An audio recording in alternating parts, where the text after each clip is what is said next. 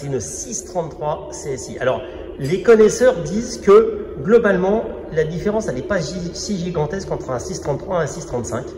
Et celle-là, c'est une boîte auto. Oui. Hein, et donc, il va nous raconter pourquoi il a acheté cette belle auto, surtout avec une couleur pas courante et avec un joli combo, je trouve, entre le beige et l'extérieur.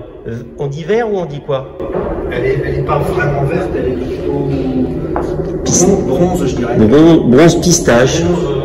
Bronze cacadois. Non, mais on est dans les années 70. Ouais.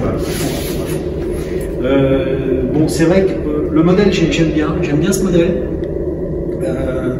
Dans ma très grande jeunesse, j'ai eu une 3 litres 3 Eli, donc avec le même moteur que j'ai cassé malheureusement à l'époque. Et donc cette voiture appartenait au père d'un ami, d'un très bon ami d'enfance. J'ai bien connu son père. C'était l'époque du lycée, j'avais 14 ans, enfin bref, donc son père a eu une 3 litres SI et puis ensuite il a eu ça. Et donc son père est décédé il y a 5 ans. Et cette voiture était dans sa maison de campagne en Sologne.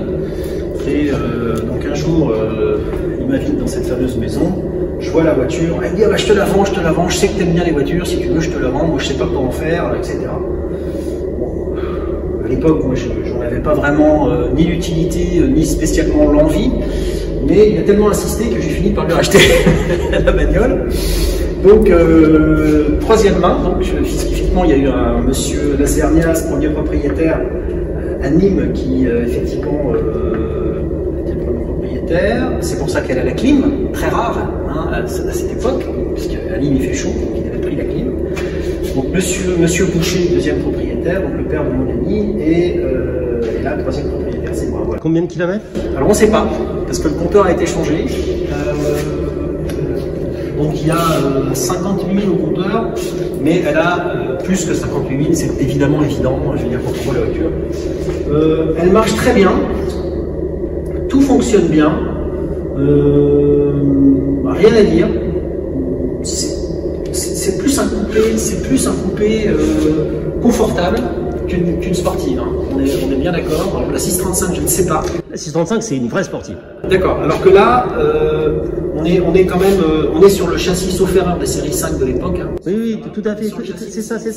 Les premières, jusqu'à 82, c'est ça, oui. Voilà. Donc c'est typé confort. Voilà. Et sur le mouillé, ça se tortille bien. Non mais évidemment, c'est Bon, après, c'est une boîte auto, donc c'est cohérent. Mais c'est très souple, c'est très doux. Grâce à la boîte auto, elle tire quand même assez long, ce qui fait qu'on peut faire de l'autoroute à 130-140. On n'a pas le contour à 5000, hein, comme avec la boîte méca, parce que la boîte méca à l'époque était en 4. C'était option boîte 5.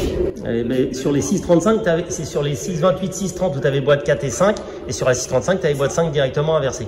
Donc c'est une très bonne voiture pour se mettre dans l'ambiance des 70s. Voilà. Et donc, et encore une fois, tout fonctionne.